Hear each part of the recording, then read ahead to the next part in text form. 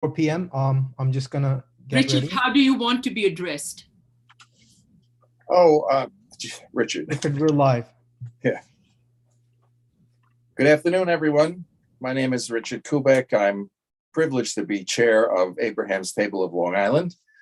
Since December of 2015, we have brought people together from the three Abrahamic religions, the great faiths, Judaism, Christianity, and Islam, to dialogue, to find mutual understanding, and sometimes in programs like this one, to find common purpose as we address social problems from the perspective of our faiths.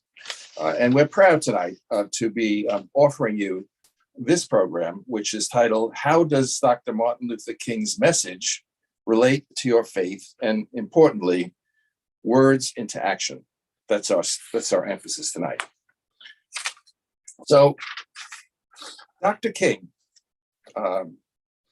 and this weekend, celebrating Dr. King is a time to reflect on his very powerful appeal for what he called the beloved community, a community of justice and peace.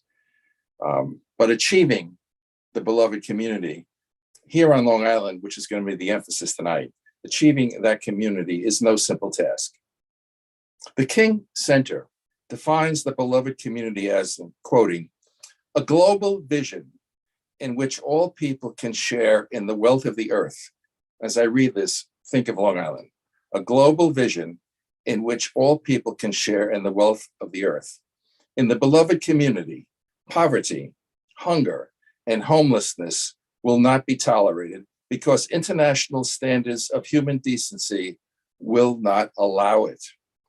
Racism and all forms of discrimination, bigotry, and prejudice will be replaced by an all-inclusive spirit of sisterhood and brotherhood. This is our challenge. This is what we call words into action. And sometimes we forget that Dr. King's soaring, beautiful, gorgeous words were a call to action. I'm going to ask that our technician put up a photograph that I'd like to share with you. I'm going to screen share it now. Going back to the 1950s, to the beginning of the modern civil rights era, a time when Dr. King wrote his beautiful letter from a Birmingham jail. Again, soaring, beautiful words. But we forget he was arrested, as was Rosa Parks. I was hoping that image would come up, but it hasn't, so that's okay. They paid a price as their words became action. And now, more than 6 decades later, after the Montgomery bus boycott and their arrest, Dr. King and Rosa Parks, we're still struggling. We are among the 10 most segregated suburbs in the United States. A recent study, for example, by Erase Racism found that school segregation over the last decade has gotten worse, has increased. Today, 3/4 of Black students and 2/3 of Hispanic students here on Long Island are in segregated schools, that is, schools with a majority of children who are children of color. And that school segregation is rooted in our deeply segregated housing patterns, which Newsday exposed just last year with the problem of racial steering, of real estate brokers steering people of color to communities of color. And then there are the police practices, which again, Newsday exposed not long ago with overwhelming evidence that Blacks and Hispanics are more likely to be stopped by traffic police than are whites. So this is our challenge. And we are really grateful to have our panelists today. I want to thank for in particular the collaboration we've had first time with Newsday, in that Newsday has invited 3 of our panelists to appear in their column today, Asking the Clergy. And they are here tonight to expand on the beautiful words that they wrote in Newsday. But I would like to introduce our panelists at this time and our moderator. And let me begin with our moderator, Father Bill Bersati, pastor emeritus of Our Lady of the Miraculous Medal Church in Wyandanch. Father Bill was my pastor and a longtime advocate for peace and justice. I'd like to introduce Rabbi Lena Zeberini, who is the rabbi at Kehilioth Shalom Synagogue in Cold Spring Harbor, and is also a member of the Suffolk County Human Rights Commission. I'd like to introduce Fred Brewington, a well-known civil rights attorney and a certified lay servant in the United Methodist Church. I'd like to introduce our panelists, Reverend Earl Thorpe, pastor of the church in Garden City, which has a long history of social justice advocacy. And I'd like to introduce Dr. Isma Chaudhry, Board of Trustees co-chair of the Islamic Center of Long Island and a member of the Governor's Health Equity Task Force.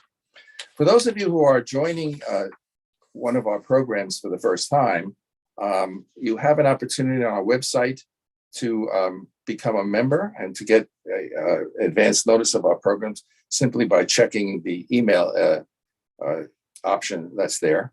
And for all of you, you will have an option to participate in this conversation by writing questions or comments in the chat, which we hope to get to at least some of them with our panelists.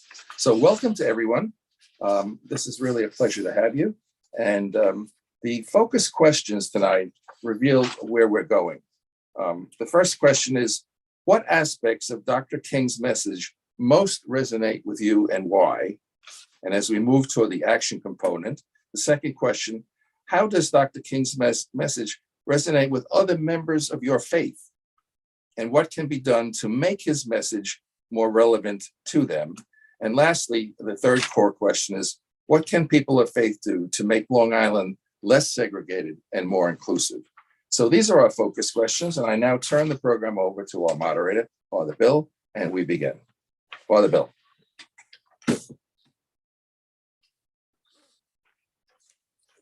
You're on mute, Father Bill.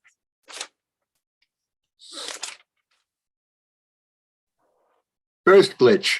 Okay. Anyway, it's a pleasure to be here, and certainly, as it's been proposed by Richard Kubek, we have a daunting task before us in take these words into action. So, with looking at that first question, what aspects of Dr. King's message most resonate with you and why? And perhaps we could start with Dr. Isma Chaudhry. Greetings, good afternoon. Thank you so much, Richard and Father Bill, for putting this event together. Honor for me to be here with the co-panelists, Rabbi, Reverend Thorpe, and Mr. Brewington. And these are, I consider everybody on this screen as people who have inspired me, and I consider them teachers. So with your permission, I'm going to start off with just sharing some of the views to your first question, Father Bill. So Dr. King's views and teachings on justice, equity, love, diversity, which are the ideals of a beloved community, that particularly resonates with me as an individual who follows the Muslim tradition and who has, as per the guidance of the tradition, does recognize the Jewish and the Christian tradition and the ethics and the faith values of those traditions. So as a Muslim, the most important and valuable right that Islam recognizes is justice, and not just justice, justice with compassion and justice with dignity. For not just one race, one individual, one faith group, but for all humanity. The Holy Quran guides us not to let prejudices incite us to discrimination and oppression. In the Quran, justice is the central theme that guides our personal, our communal, our political, and moral consciousness for all the communities. And it just does not talk about the communities, for the institutions. It's extremely important that we understand both aspects of it, which Dr. King had repeatedly put the emphasis on. It's not just the function for a community to be just, but also the institutions where racism is unfortunately prevalent. Quran guides us that all the prophets, starting from Adam to Noah, Abraham to Moses, Jesus to Muhammad, peace and blessings be upon all of them, conveyed the same message to establish an equitable society, beloved community. And that society, that community should be responsible and responsive, both to uphold the values of equity and justice for all. I'll share with you one of the verses of the Quran, chapter 4, verse 135. O you who believe, stand out firmly for justice as witnesses to God, even if it is against yourself, your parents, your relatives, or against the rich or the poor. And Dr. King reminded us that as a member of the society, remaining silent and inactive is not an option. And in his dream, he talks about not to be judged by the color of skin or by the content of rather by the content of one's character. And I'll just share another verse of the Quran, which says, the most honored of you in the sight of God is the one with the best conduct, and not by the color of the skin or by the tribe or the nation they belong to. So those are few areas where Reverend Dr. Martin Luther King's message of equity and justice is very dear to my faith, my personal and the collective ethics. Thank you. Thank you. Beautifully stated. Maybe we move on to Rabbi Lena Zerberini. If I pronounced it correctly. You pronounced it perfectly. Thank Thank you. And it's such an honor to be with all of you tonight, and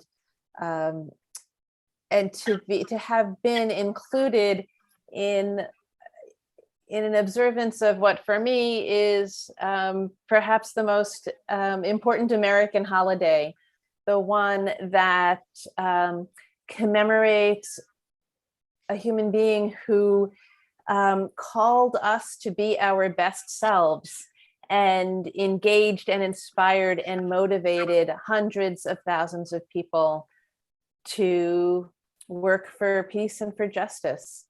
And it's an honor to be following in those footsteps in a very small way. In Jewish tradition, we're taught that the age of prophecy is over. But for me, Dr. King was a prophet, and he drew upon the tradition of the prophets of the Hebrew Bible when he quoted Amos, "Let justice roll down like waters and righteousness like a mighty stream." Well, those words are more than 2,500 years old, but Dr. King's call to envision and embody them here in our own country and in our own lives continues to call to us today. And when he said these words and other words from the Hebrew Bible, they resonated with people, as they should. He brought these ancient words into our lives today. Dr. King lived the call of the prophets, who were not about telling the future, but about shining a light on the ways that the Israelites were not living up to the commandments to love the stranger and care for the widow and orphan, and remember you were a stranger and especially love your neighbor as yourself. Dr. King's faith in and commitment to love was a foundation of his life and teaching. When he accepted the Nobel Prize, he said, "I believe that unarmed truth and unconditional love will have the final word in reality." If he could believe this, if he could trust in love, despite what he had seen and experienced, then so can I, and so can we. Today, after these years of pandemic and political unrest, decades of centuries of racism and anti-Semitism that we're seeing more and more manifest on Long Island every day, so many of us feel ground down. Dr. King had faith, not the faith of, as Lewis Carroll wrote, believing in 6 impossible things before breakfast, but faith that in Jewish tradition is emunah, steadfastness. In a sense, that commitment and hard work would lead to progress, and a firm belief that hearts could be turned. This is what I draw upon today.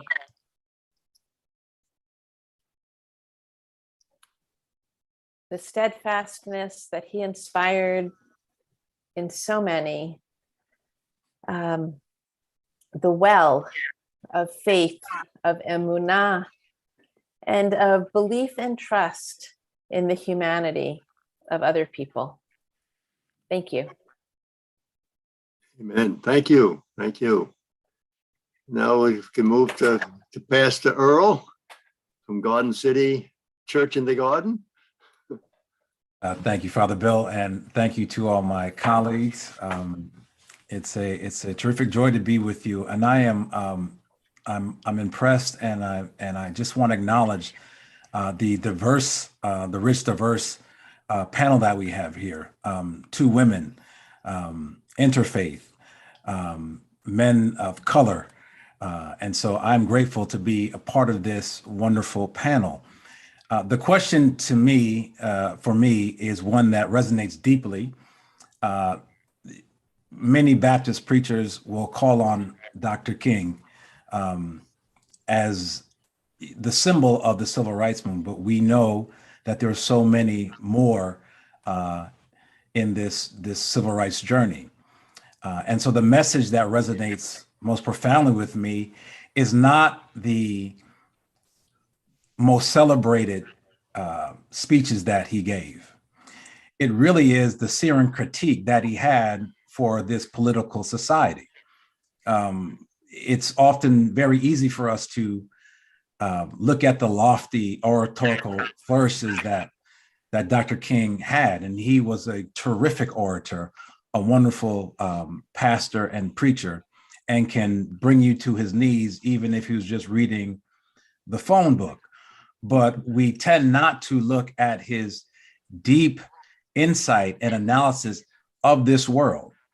And when we look at some of his writings and his words, we see a critical mind that is unflinching and, as you said, Rabbi, steadfast in his approach of critiquing society for the betterment of humankind, which is rooted in the love of God for everyone.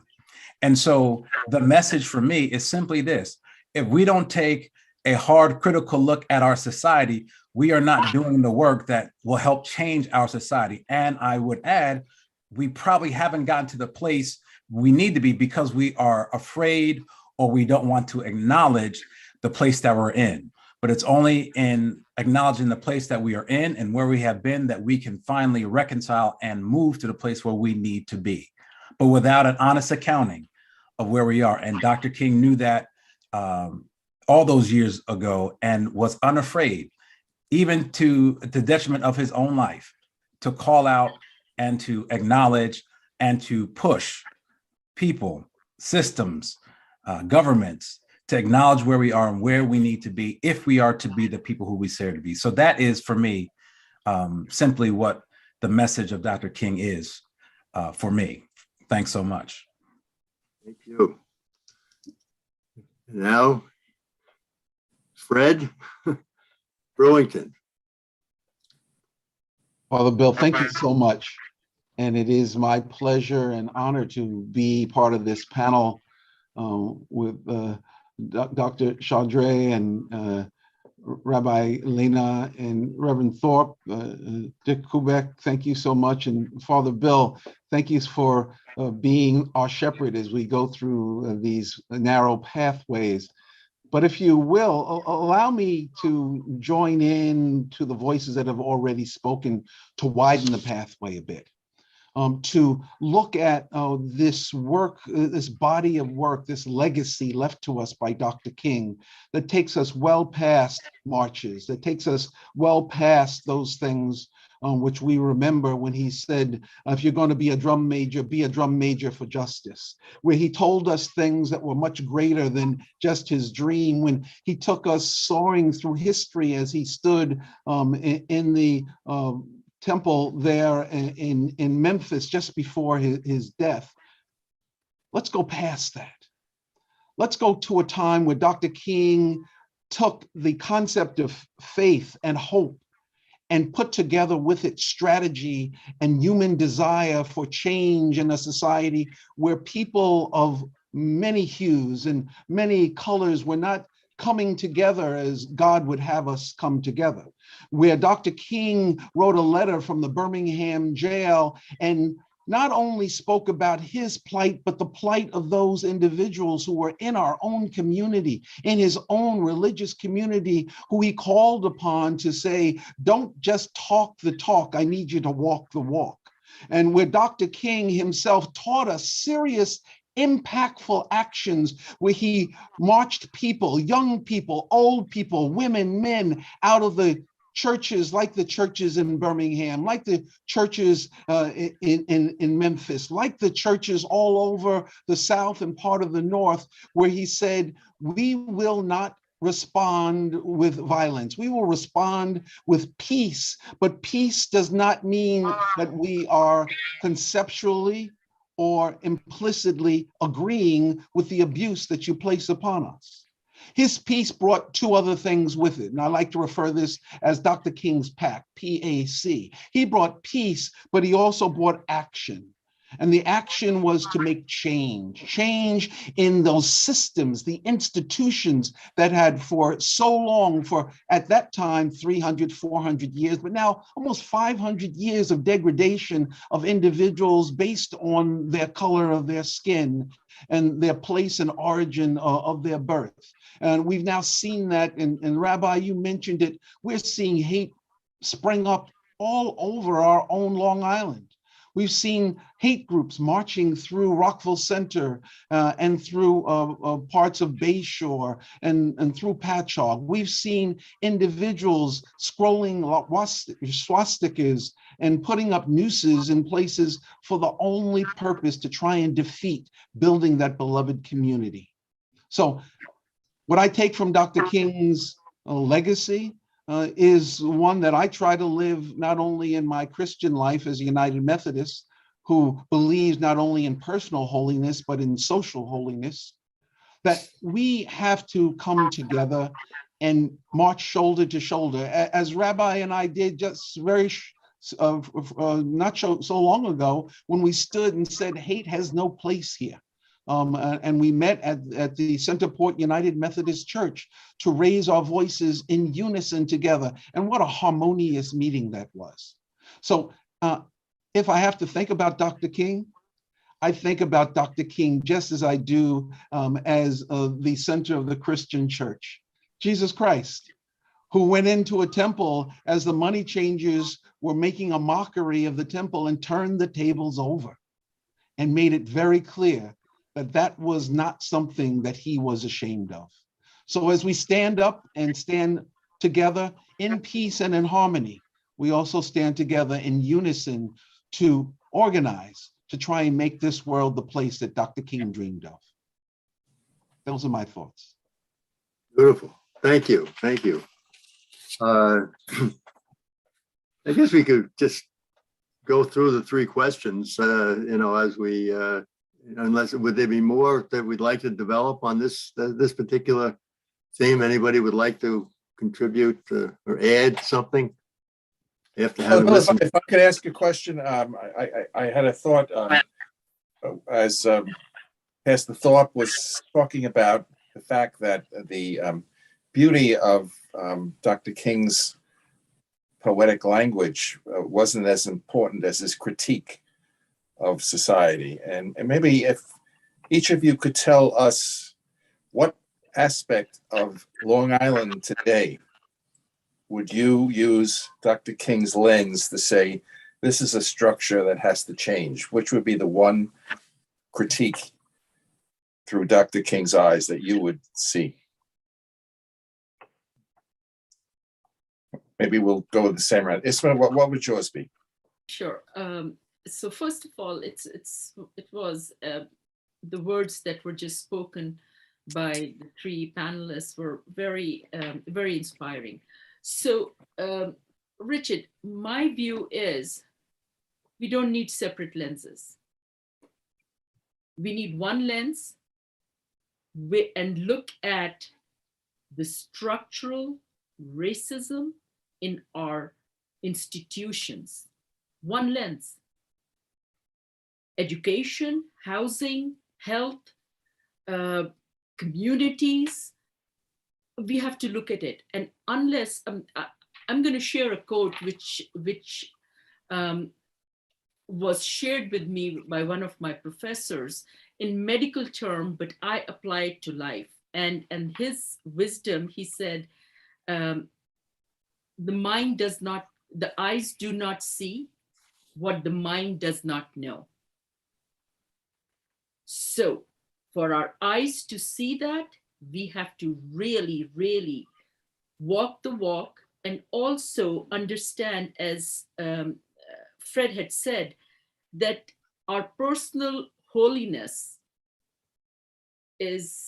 cannot be achieved till there is a social holiness. So those are my 2 cents. Rabbi, what would be your one structure that you would critique on Long Island and say, this really stands out to me as a violation of what King stood for? I think I have learned from Elaine at Erase Racism that so much of our inequity here on Long Island is grounded in housing. And Long Island was built on segregation, and that continues to manifest in every aspect of life. The fact that, as was mentioned, the schools are segregated is based on how the housing, how housing has developed. I grew up in Manhasset, and there were only a handful of African Americans in my schools, and I don't think those numbers have changed significantly. And that was a terrible thing for all of us. Fred, you've had so many battles on behalf of King's critiques. Which one would stand out for you? You're on mute, Fred. That was just for Father Bill, so he wasn't the only one that did it. I said, well, haven't fought enough battles yet, Bill, Richard. One of the things that I would, however, say that looking at the issues that Erase Racism has set out, and Rabbi mentioned them, one of the things we have to really look at is the fact that with those institutions, the people that are in the ability to say things don't say things. The people that are have the capability to change some things don't want to address those issues, as Dr. Chandra mentioned, that institutional racism is something that is a sickness. And if you don't put the right medicine to the sickness, you never get well. And that's a reality. Our politicians run from those discussions. Our politicians and elected officials don't engage in that because it's not popular. Well, as long as it's not popular, we're going to still keep remaining sick. And until we address those issues and we force elected officials to run away from their own fear and run into the need for interaction and responsiveness, then we're going to remain sick.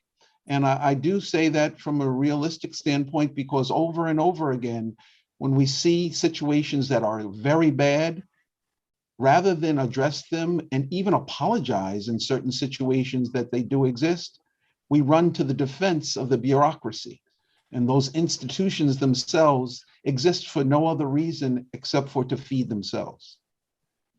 This is our fourth Abraham's Table Martin Luther King event, and every year in our program we've quoted Dr. King saying that our lives begin to end the day we become silent about the things that matter. So I think this is what you're saying in terms of not looking away from what needs doing. Pastor Thorpe, you were particularly strong in Newsday today, if I may. You spoke about the fact that many people have shamelessly and sophomorically distilled King's human rights message about America's poor and disenfranchised people into pithy and hollow quotes without applying them to society. That's pretty tough assessment of critique. So what aspect of our Long Island society would you lift up and say, we need to change this? Yeah, it's what I'm called to do. It's reality. A lot of us grew up with parents and relatives who just told us how it is, not how we want it to be. The one thing the challenge is that everything is interconnected here. Rabbi talked about housing. We talked about structural inequality and racism, structural racism. And the challenge is understanding what we can do to break policies and practices that embody and engage and further more institutional racism, structural racism. And so we can't bifurcate the system and say, okay, well, just do this over here as if it's not going to have an effect on something on the other side. And so I'm not arguing for anyone to call people out as racist. We need to address their racist behavior as such, because those racist behavior leads to policies that feed upon that policy to create systems of racism. For example, many of us know what it is to try to get a loan. Well, you have a loan officer who is doing their job, and that person may look like you or me. However, they see someone that comes in and they say, I want to give this person who may be a poor person an opportunity. So they look at the credit report, they do all the things that they need to do. And they say, listen, I have to go talk to my manager. The manager looks at it, says, I don't know, let me look at someone else higher up the VP. The VP says, no, we don't want to have this person here. Not because I don't like this person personally, I don't know them, but they're poor. And so once you find out they're poor and you don't have opportunities and ways for them to overcome that or to get a loan, even though they might be hardworking and able to pay the money, then we perpetuate this kind of narrative where they cannot overcome. And the person who is the original loan officer is saying, I would love to do this, but they have to make sure that they are feeding their family and that they have a job. And so the system works so much that that person would then move up into the ranks because they have a bunch of people who can afford the loans. They get promoted to VP, and they continue to do the same thing, as you said, Brother Fred, that they won't speak up because it may cost them their job. And now they're embedded in the system that won't let them get out the system, because if they do, it would take away from their livelihood or what they have achieved in that whole notion. So we need to start looking at every institution and its interconnectedness and the policies and practices that deny people the right, the liberty, the freedom to at least live and survive. And that's at every level, from dog catcher all the way up to the Supreme Court. And so I don't have a neat answer to say, hey, just look at this. In Long Island, Long Island is a microcosm of plenty of parts of America. And so we have to start thinking about this and living it and fighting for it every single day. And that's not what a lot of people signed up for. They just want it to be nice and neat and they're doing well and that's it. Oh, well, I'm doing okay. And if the people aren't doing well, it's probably their fault. And that's why I say what I say in my comments. And that's what I believe. And I think that's what a lot of the prophets always did. They, as you said, Rabbi, they just looked at the situation today and say, I'm not free of sin, but I can call out the sin because I am a sinner or I'm not living up, and we need to start doing this. Not me against you, but us together. I guess it wasn't an accident that the prophet Jeremiah was thrown in a well in the hopes that he can stop commenting about what the Israelites should be doing. And he got out of the well, and I'm sure he can still comment about what they should be doing. Father Bill, I'm going to turn it back to you. I was just going to add something to this part of it, and then move on to the next question.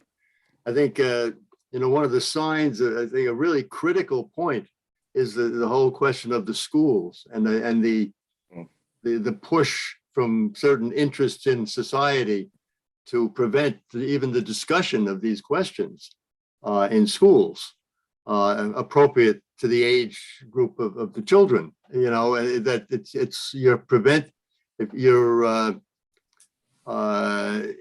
banning books that deal with the racial conflicts that in the racial history, and because they're afraid their children will be uncomfortable. But then others are saying, if you're not uncomfortable about some aspects of our history, you really aren't learning history.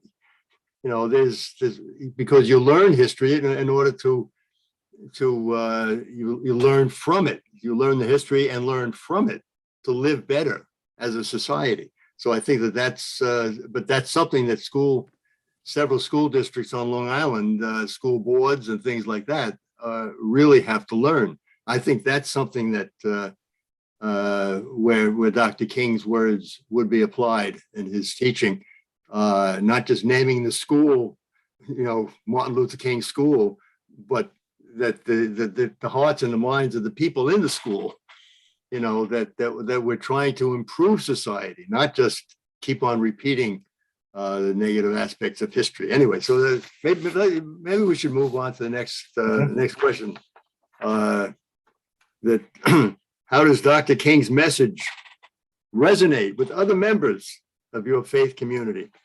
And what can we do to make his message more relevant to them, to bring more people into the conversation and help, to deal with some of the conflicting thoughts and feelings that exist within our own communities and in the larger community of Long Island. So maybe keep the same order. We'll start with Dr. Isma.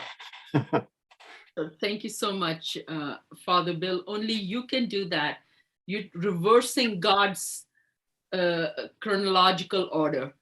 But I'm reversing it. I know. I realize that. You're a brave man to do that. And very interesting, because for me, it has always been easy, because at the end, by the time my turn comes, I'm used to saying amen. And so you're not being kind to me at this time, but that's fine. So coming to your specific question, Father Bill, unfortunately, the systemic racism has rippled our social institution. And the ripples of that discrimination, which is at an institution level, at a level where we don't really check ourselves. we don't pause and we don't see that the news that we are reading, or if one group is being discriminated against, it's gonna have its effect. And we're seeing that more often than anything else. And so coming on to that, this systemic racism and institutional racism that inhibits an individual or a community's ability to fulfill their potential, whether it's individual potential or a collective potential of the community. And the Muslim community, it's very sad because it's a vulnerable community by faith. Being a Muslim, we have all seen the history of various bans specifically directed towards the Muslim community. And then the Muslim community represents further cultures coming from various nations, various ethnicities. So it's a very diverse religious tradition. So our community is very, very aware of of what it is to be vulnerable, and what is it to be vulnerable in America. Because this is supposed to be a land where you can pursue your dreams. And it still is. We have to make sure that each one of us are individually and collectively feel responsible for that. So coming to your question, the members of our community have been very, very aware of it because of an uptick of Islamophobia. And knowing that we are part of those vulnerable communities, we have been in the forefront of Black Lives Matter marches and community events, and making sure that we are standing together with our African-American brothers and sisters and fighting this and raising our voices against discrimination, Asian hate, anti-Semitism, and reminders to ourselves that at the end of the day, if we are not responsible for anything that is happening within our communities, it's going to affect all of us. Thank you. Okay, Rabbi Lena? Thank you. So the question of how does Dr. King's message resonate with other Jews, and what do we do to make that message more resonant, more relevant? I think, the Jewish community is and was, I think, deeply moved by Dr. King's call to the equality of every human being. The ground of our own teaching in Genesis chapter 1 is that humanity was created in the image and likeness of the divine, and that we all descend from one human. And our tradition says, the Midrash says, that was purposeful, so that no one could say, my ancestors were greater than your ancestors, as we all have the same ancestor.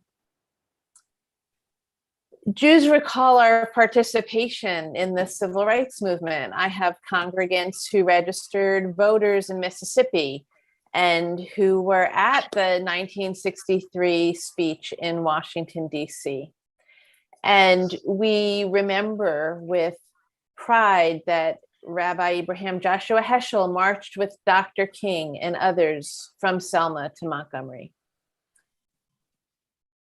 But that said, I think that Dr. King's anti-poverty work, the aspect of his call to recognize the injustice that's ingrained in our system, these aspects are both less known and less embraced. I know that in my own community, I need to teach about Dr. King's work with the Poor People's Campaign. And, people know the mountaintop speech, but they don't know that Dr. King was in Memphis supporting the sanitation workers strike. Sure. We have to make the connection that our own traditions, and certainly the Jewish tradition, has a position that society should be equitable. This year on the Jewish calendar is what's called a Shemitah year, the year where the land is supposed to lie fallow. And when the land lies fallow, you're not supposed to plant, you're not supposed to harvest. And also the tradition is that anybody can come and take, if you're a property owner, anybody can come and take from whatever happens to be growing. It is free to everybody. And every 7th cycle, there's a complete redistribution of land. The land goes back to whomever, to the original families, the original clans. That's what the Jubilee year was, a resetting, so that some families couldn't get too wealthy and others couldn't fall into permanent generational poverty. Now, I don't know that we're going to be doing a massive redistribution of wealth in this country, but I think that we need to recognize that our traditions don't just say, tra-la-la, we love everybody and everybody's in the image and likeness of God. That's all beautiful, but the rubber's got to meet the road. And I've been thinking of the words of Dr. Cornel West, who says that justice is what love looks like in public. Mm-hmm. So, we quote Dr. King all the time. I shouldn't say we. I put up nice quotes of Dr. King when I was at the JCC. Hatred is too much to bear. I've decided to stick with love. We can't just talk about love. Justice is what love looks like in public. Beautiful. Thank you. Pastor Thorpe.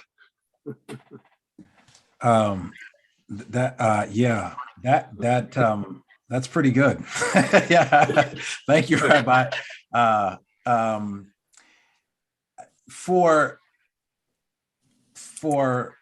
me as a Christian, and particularly an American Baptist pastor, I recognize that the community of Baptists is not monolith. It's not one Baptist is all Baptist. There are disagreements, radical disagreements amongst the spectrum of Baptists, Southern Baptists, Anabaptist, Cooperative Baptists. I think, Rabbi, what you said was very prescient. When we look at the Civil Rights March and the Civil Rights Movement, the inclusion of so many people, not just Black folk, but all folk, I think what we get to is that, for me at least, is that if you do not realize that if it's happening to me, it might happen to you, then you're going to miss the point. I think too many times, and particularly in this society now, we are so divorced from one another that we don't think that what's happening to me, redistricting or bigotry, cannot happen to you or someone else. And so I'm always trying to remind us that when you see injustice, my mother would say it all the time like this: if you see a good fight, get in it. Because if you're not willing to argue and stand up and fight for someone else's freedom, liberty, justice, then when it happens to you, they deny you and you want someone to help you, you're going to, why aren't you helping me? But you didn't do that for someone else. And so there's deep disagreement with me and a lot of other Christian pastors and people in my denomination, Baptists, and the so-called evangelical community. And I'm not saying some of them aren't evangelical, but we're all called to be evangelical in a way.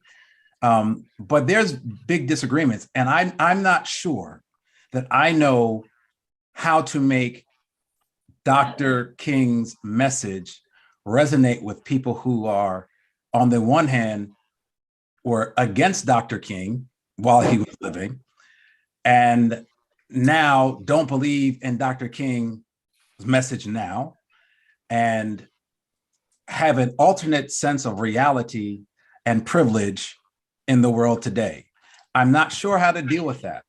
I am sure that what I can do is to continue to speak up and to act in a way that is consistent with our biblical understanding of love, compassion, and a love that is radical, that changes, that is strong, that fights, that believes and forgives and hopes, and calls for repentance, and calls for acknowledgement, and calls for change continually. And so that's what I can do. It's a very deep question, and it's not one that I know that I can fully answer. So I just humbly say that I'm trying to do better, understanding that there's a lot of people who are just resistant to the real work of love in society. Thank you. Fred. Wow. As I sit here and listen to the learned words of my sisters and my brother, I'm reminded that there is and was, at the time of Dr. King's life, divergent views on what he stood for and how he stood for it. And understanding that, I say today that we are perhaps just as, if not more, divided than then concerning the messages that he sent to us. And Rabbi, I thank you, because people forget that Dr. King spoke as an anti-war advocate and spoke against poverty. And you're right, he was dealing with a labor issue that crossed over into the racial issue when he was in Memphis and just before his death.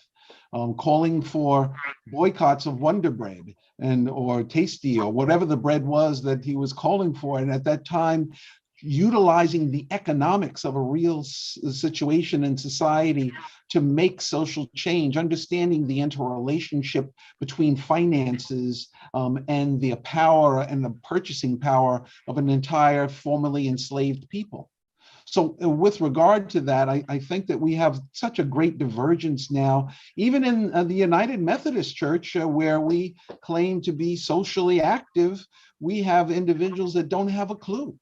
And I want to just simply say that. And we've done a very poor job outside in other communities of bringing the whole message of what Dr. King tried to carry to the world.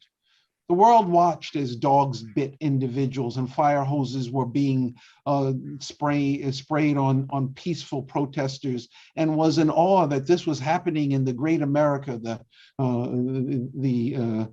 place of greatness of democracy, and where people can come, your huddled masses, yearning to be free. People were appalled, and yet even today, we don't take all that to heart. We have short memories of the things that I think are really important.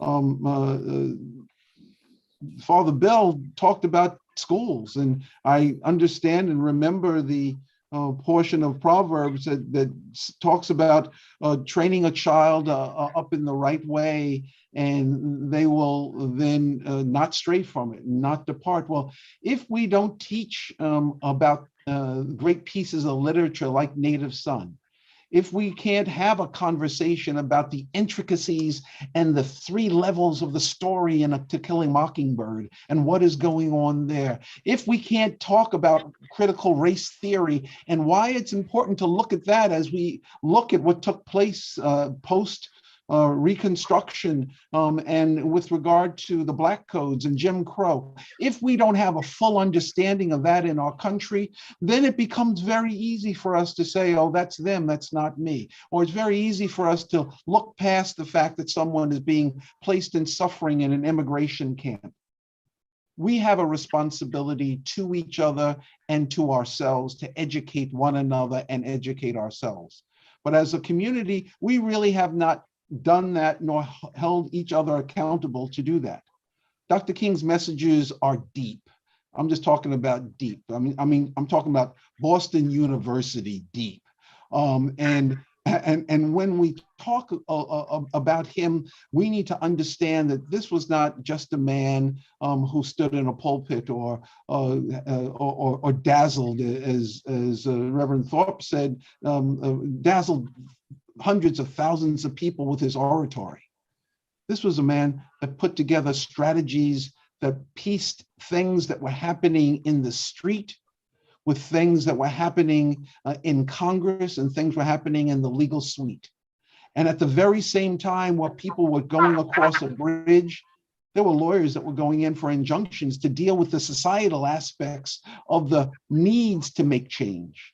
At the very same times when individuals were being sprayed with water hoses, there were individuals that were figuring out, we're going to have to fill every jail cell, and eventually Bull Connor is not going to be able to handle everything. And why? So that the seams of society could be stretched to allow the message of peace and love through action to come in.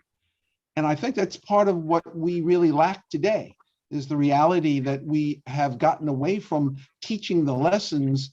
And as a result of that, people think that it's more of a fiction than it is a reality. If I could just add a dimension to the wonderful comments each of you made. I am the community outreach coordinator for a nonprofit advocacy group, Long Island Jobs with Justice. And my job is to bring together people of faith communities to address the kinds of things that Dr. King spoke about in the beloved community, that poverty, hunger, and homelessness will not be tolerated. And so a few years ago, we gathered about 60 faith leaders in different focus groups. And we basically said, how do you preach about justice in your congregations? How do we do this? And one of the clergy opened one of the focus groups by saying, could we just face up to the fact that most of the people in the pews don't want to hear any of this? I'm wondering if any of you would like to comment on that comment. They just don't want to hear it. Richard, I think that's right. I think, and Brother Fred, I think you are so eloquent in saying this. We are afraid to learn. We don't want to learn how to learn, and we don't want to challenge our own understanding of what we thought we knew. I'll give you an example. When I was growing up, we went to Sunday school, and Sunday school tries to teach the Bible to children at a level that they can understand. But at some point, we grow up and we have to learn for ourselves. And the most dangerous question is why? Because now we have to go deeper into that. Similarly, when I went to seminary, I was told, don't come to seminary looking to find God. You have to have God with you when you enter, because the idea of learning is to expand what you know. And we are so fearful. Even in school, we talk about critical race theory, which is being taught at a level in college and in law school, but we're so fearful of learning something new that might disrupt the narrative that we have so conveniently set for ourselves that we say, we can't have this. Imagine if you went to a library and they say, okay, let me have books on. No. We don't have books on that. Why? No, it's out of this world. It's not appropriate for you. But we do this in our schools. We do this in our society. We don't want to hear anything that is contrary to what we have been taught to believe. And if it doesn't fit with that narrative, then that is racist. That is other. That is radical.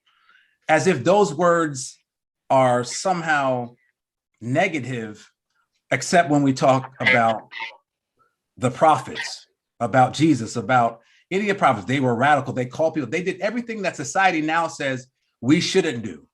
That's what they did. But we say we are a God-fearing nation. And when we say that, we always say in our own context, a God-fearing nation, meaning God, a man with a white, beard, who wears sandals and has a white toga, and Jesus, blonde hair, right? We certainly don't say the Muslim. We have a tough time dealing with Abraham.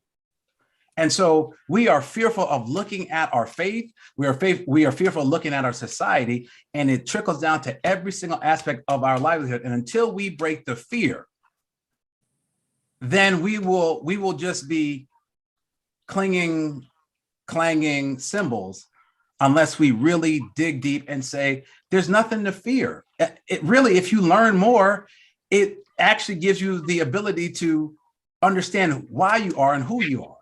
And I think that's critically missing in our society. And that's just my piece on that. So I would just like to press a little bit, because when I first began this work of mobilizing the faith community to address economic injustice, my brother said to me, wait a minute, you're mixing religion and politics. And I said, well, actually I am. And he said, I think very profoundly, we're Catholic. He said, I don't go to mass for politics. I go for peace. I don't want to be bothered with that, the 1 hour that I have in church. Any comments on that mentality? Because I'll tell you, when we had our focus groups, that concern was expressed by just about every clergy person, that people really are on an individual faith journey. They don't want to come to service and be bothered by these kinds of structural injustices. I'm going to share a thought, and Reverend Thorpe, what a pleasure to hear you express yourself. It's God bless you, and everybody who's over here.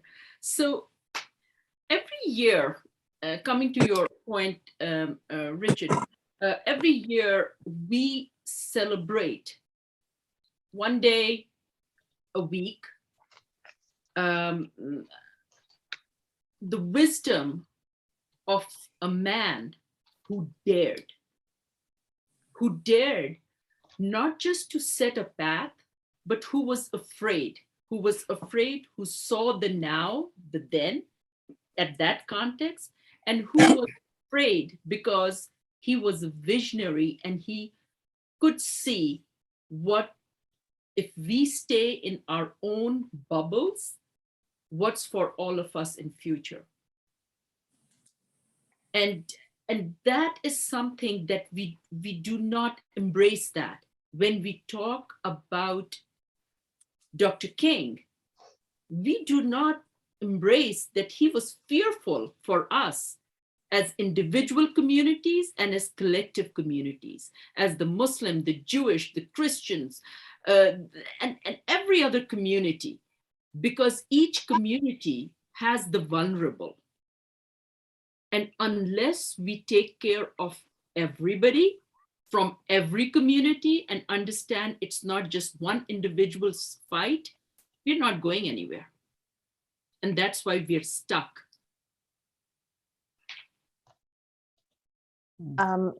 It seems to me that the basis of our three traditions are about creating societies that protect the vulnerable.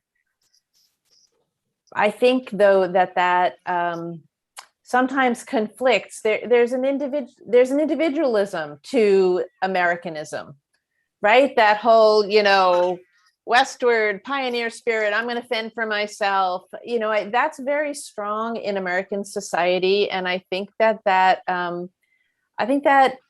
does clash with the ground of our teachings. It's a tension. But I wanted to say something about the fear. And I think that many of our communities are fearful, and that our fear, our vulnerability is a barrier to love and to engaging in coalition and the beloved community. And I'll speak for my own community that anti-Semitism is a real thing and is pervasive. You know, the same way I don't think any community is free of the racism that pervades our society. No community is free of the anti-Semitism that is inherent. And so I know that I have congregants and colleagues who want to know that they're safe before they enter into coalition. They want to know that what makes Jews feel safe is going to be affirmed. And I think there's something about working together. You know, I try to say to people, like, that's what coalition means. Like, we're not going to agree on everything, right? Like, we come together to do what we agree upon. But I think vulnerability and fear is real, and people have been hurt. Sometimes people have been hurt by the past, you know, which we project into the present.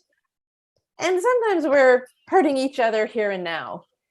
And I think that needs to somehow be part of the conversation as we, you know, the small interpersonal pieces of how we come together and build trust and connection, even as we address these larger, essential, systemic aspects. Mhm. Richard, you asked the question about the pastors that were there, or the religious leaders that were there, that spoke about that their people in their pews didn't want to hear about these the politics. They came there for you know, whatever they came to their service for. But you know, one of the things that people have to realize is that when you come to church on Sunday, that is not who you should be as a person of faith.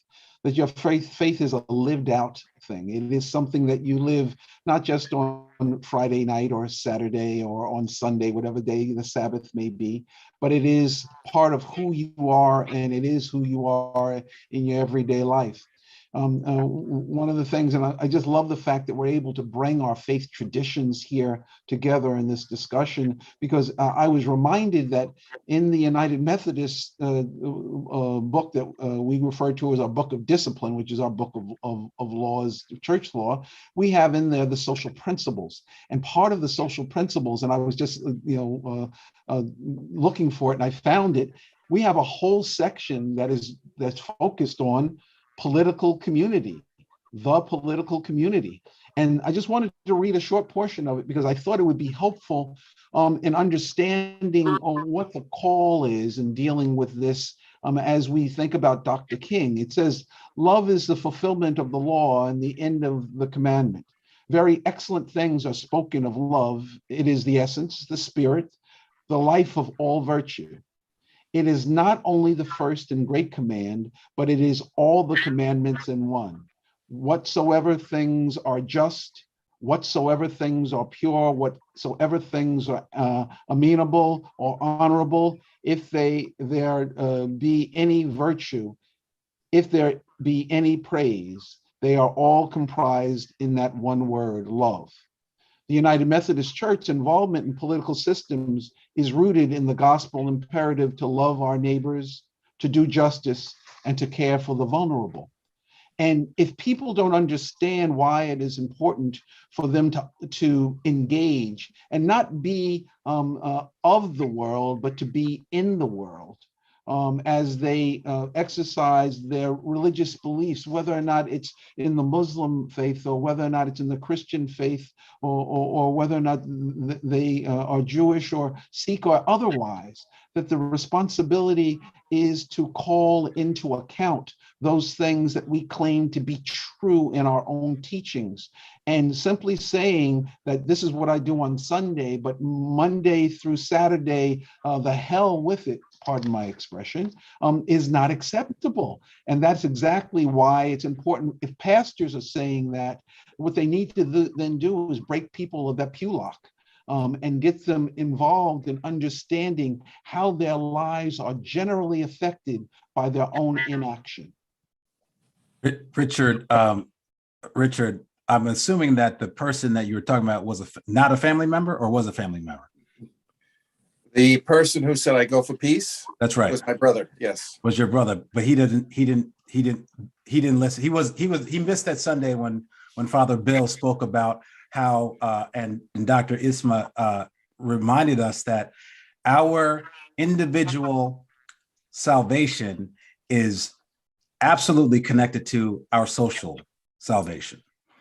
It is all three of the religions that are represented here, Christianity, Islam, and Judaism, all attest to that. It is not a Descartesian model of I think, therefore I am. It's more of an Afrocentric understanding that I am because we are. And so we cannot divorce our own personal piety from society. And we do that too often. The idea that we don't want to be political, I have news for everyone, particularly in our books. Every prophet, every messenger was political because they were always speaking to society and those who were in power. And we know this is clear. So if you can't remember that, just remember where two or three are gathered, there will be politics. John D. Rockefeller was a very devout, I think he was a devout Baptist, passed the thought. And a reporter said to him once, how can you be such a devout Baptist and then in your business practice destroy other businesses, including your own brother? And he, his phrase, he said, Sunday is Sunday and Monday is Monday. That's right. That's right. This is what we're up against. Father Bill, I'm going to turn it back to you. This is an amazing discussion, and I think, how late does this, we end before? 5:30. We have time 5:30. One more question. I think that if we just have one more question, I think it's perfectly going to fill the time. But just to transition, I think one of the things that we do in our religious services is try to learn those connections, and that's the thing. And that's as I was struck by Mayor Hempstead Village Mayor Hobbs in the article in today's Newsday about we need to embrace diversity. But I then add to that, but to embrace the diversity, but learn the meaning of interdependence and solidarity. And all of this as we in our faith traditions can help motivate society towards the common good, and to people to understand that the way I live, John D. Rockefeller, I mean, I want to use him as an example of what he was doing was not for the common good, so that what I'm doing, if it's not for the common good, it's really not ultimately for my own good. It's to my detriment, ultimate. And I think that kind of a way. Anyway, not to talk about that, but just to move to the next question, which is really, I think, is a natural sequence.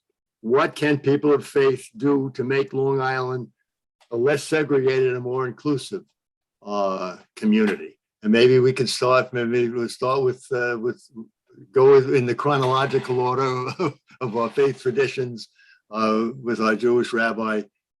Please. Just toss into the question, Father Bill. Somebody in the audience said, "And what can we do to lift up the poor as well?" It's one of the chat questions. What can we do to lift up the poor? Okay. So thank you. I think there are two things that we need to do. One is that we need to come together, and the other is that we need to take action. And I think we need to push against the increasing factionalism of our society, and we need to create connections and build relationships between our communities.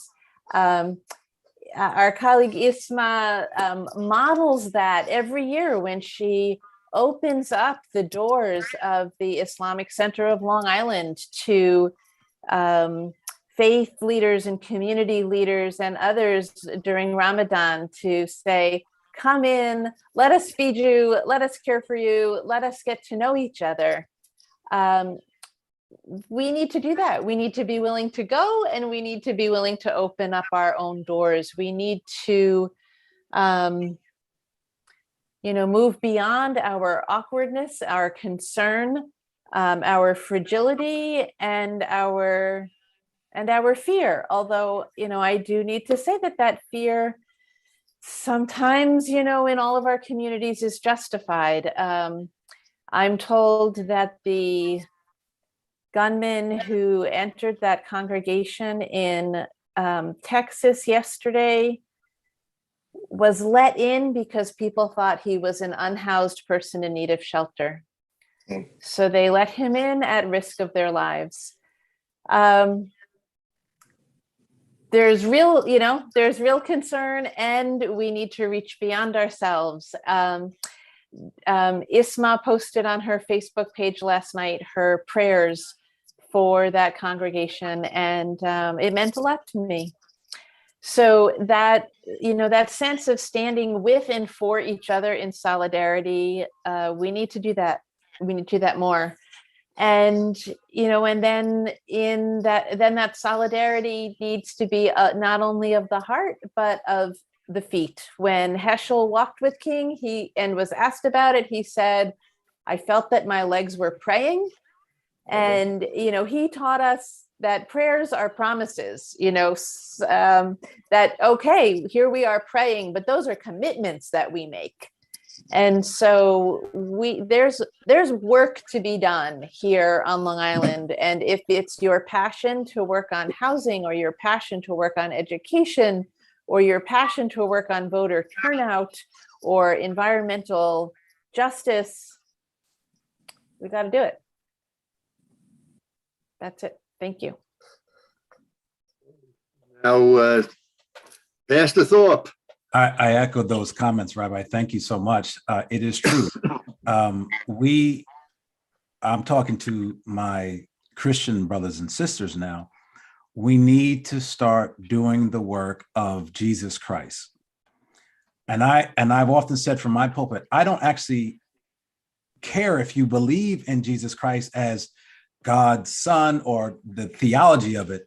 If you follow what Jesus did, he put his words into actions. He delivered food when people were hungry. He was an optometrist when people didn't have health care for free. Jesus Christ, he got rid of things that were bothering people. He was a psychiatrist. He's like, he did all these things, and he did it. And he commanded the people that were with him to love one another. And he did not say it would be hard, but he did say it'd be worth it. So if we would just do that. And so we have the poor. We believe in poor, but not poor just in money, but poor in spirit. That's what the Beatitudes were talking about. So I implore our Christian brothers and sisters to really start taking heed to the message of Jesus Christ, not this Christian nationalism that we promote here in America, which says that you are blessed because you have stuff, or that your faith is somehow bigger because you are rich. It is not that. It is concerned with the least, the lonely, and the left out. And once we start concerning ourselves with them, then society as a whole, no matter what the religion or no religion, we will become a better world. So I implore us to start living out our lives in love and following the guidance of all the great, not just the great, the major, the minor, all the prophets of all the religions who believe in the fundamental value of human life through love. And if you don't know where that is, come to my church and I'll tell you about the one that I believe in. and we'll help you walk the walk and talk the talk. It's not grand pronouncements. I'm not saying we're going to change the world day by day. I mean, change the world in one day, but anything that we can do to help further that, we have an obligation we must do. Hey, and Fred, what's your thought? Well, first I gotta say, preach, preacher. Fear. The shadow of fear is something that people live in and day out. The fear to come out of the familiar, the fear to engage, the fear of the unknown. Well, that is something that in the Christian tradition that I come out of, that we are taught to not to live in the shadow of fear, not to be crippled by fear, because fear serves as an opportunity for the evil to come in and take a foothold, and then you end up dashing your foot against the rock.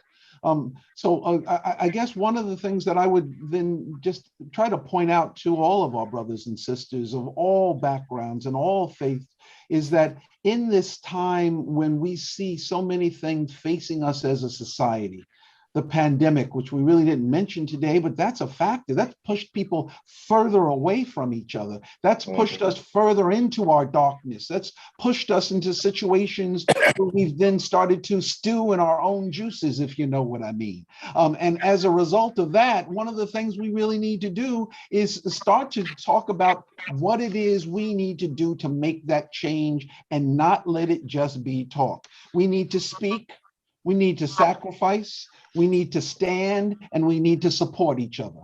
Those 4 S's that are key to making us be the community that would be the beloved community that Dr. King spoke about, what he preached about, what he dreamed about, is exactly where we need to be today, especially at this time, because we will emerge from this pandemic. We will come into a springtime of our society when we're going to have the opportunity to be with each other and see each other and speak with each other.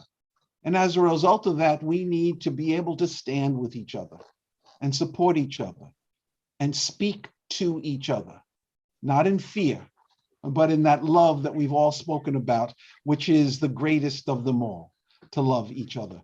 And that's really what we come together for, is so that we fulfill the prophecy of all these great religions, is that we do seek to love one another as though we would love ourselves, and then make that a reality for everybody that we come in contact with. Don't keep it to ourselves. Spread it around. Amen. Richard, I just want you all to know that Fred Brewington is now my favorite lawyer in the world. So He's mine too. I don't know what I need to do to hire him, but I want him on my team. That's all I'm saying. The doors of the church are open after he has spoken. Amen. And now we move to last but not least, Dr. Isma Chowdhury. Thank you, Father Bill. And this is where I'm used to saying amen and ditto. But I just share quickly two, 3 points. First of all,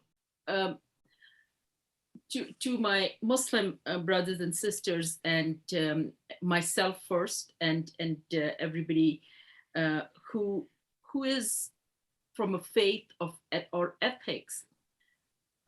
Quran guides us that God will not change the condition of people until there is a change from within. And Prophet Muhammad, peace and blessings be upon him, one of the prophets of God,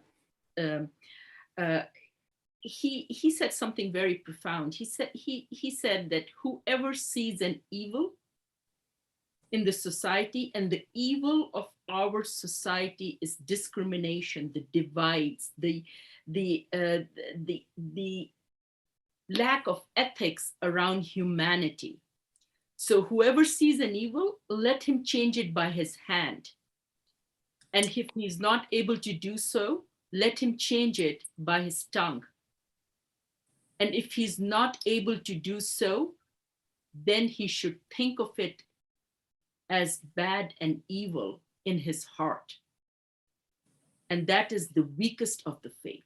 So our responsibility is to stop it, be proactive, make sure we are bringing ourselves together. We are forming that cohesive community where we stand up for what's right against power.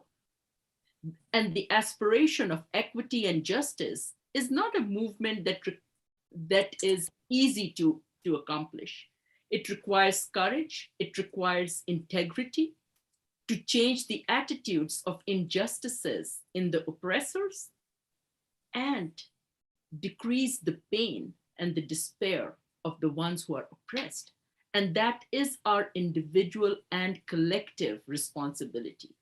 We need to make sure we are together in a continuous, coordinated, relentless, proactive engagement. And be together despite the uphill battle. We can only accomplish if we are together. We cannot do anything by remaining in our own little silos. Father Bill, we had a question from the audience. Maybe we'll end with asking each of you to respond to this question. The question was, based on Dr. King's action emphasis, what should our marching orders be as we leave today? Now, this person asked about voting rights, but we'll let each of you give your own version of the marching orders to our audience and to one another as we leave tonight. Well, let me start, Cynthia. Just real quick, I'm just going to say, go back and watch this film again and pull out the essence of what it is. And within it, you will find, within the fibers of this discussion, marching orders, not only for yourself, but to spread to other individuals. I think that we've covered some very important things so that we don't go backwards. I would say go forward and utilize this. This is a wonderful, I think, a discussion that people just don't have. So I would encourage people to utilize this. Mm-hmm. It will be on YouTube and people can watch it afterwards. You can just go to the link and it will be up on YouTube for a number of days. Anyone else want to give us a marching order before we leave? Hold our hands together, open our hearts, and open our minds. Yeah. I would simply say this, do something, do something and find someone who is talking about what you believe in and what you want to change, and unite with them and work with them. Again, I know of a place on 68 Osborne Road that is welcoming any person who wants to work towards the betterment of humanity and society. We'll work with you. So whatever it is that you are, whether it's voting rights, whether it's working with the poor, they're all collected, they're all interconnected. Whatever it is, just pick that and find people who are talking about the things that you care about, unite with them and do something. Rabbi? Yeah. Jewish tradition says that when God gave Torah at Mount Sinai, everybody heard it in their own way. So we each have a piece of the deep wisdom of the divine, and it is incumbent upon us to manifest that wisdom in the world. And that's what, Dr. King's wisdom was his wisdom, and it inspires us, but we need the wisdom and the passion and the heart of every single human being to put their hands to the plow. Father Bill, what's your marching orders for us? Marching orders. I think the question that someone asked, how do we lift up the poor? I think to seek to connect with the poor, with poverty. I think that's the lesson Jesus taught us, that he always was like a heat-seeking missile. He would always go to the poorest, the most outcast, the lowest member of society. The first people to greet him were the shepherds, the lowest caste of society, at his birth. So I think that in all of our traditions, we would have that lesson. And I think that's something that Dr. King would say to us in terms of our society right now. how are we connected to and helping the poor? Well, this has been an extraordinary conversation among extraordinary folks. You really have been a blessing to Long Island. And I want to echo what Fred said. If you want to do something, go back and listen to this again, or tell your friends to listen to it. It's on YouTube. This was really an extraordinary call to action, to take the gorgeous words, the rhetoric, the beautiful poetry of Martin Luther King, and to turn them into action, because we have a lot of work ahead to make Long Island a beloved community. Again, if you're new in our audience to our program and you want to get our emails, just go to our website, which is www.abrahamstableli.org, and the place to sign up for our emails. And thanks to our audience, and again, so grateful to each of you for this brilliant, brilliant conversation. God bless everybody. Stay well, stay healthy, and thanks for joining us. Thank you. Thanks so much, everyone. Thank you. Thank you. Thank you. Thank you. Thank you. Peace.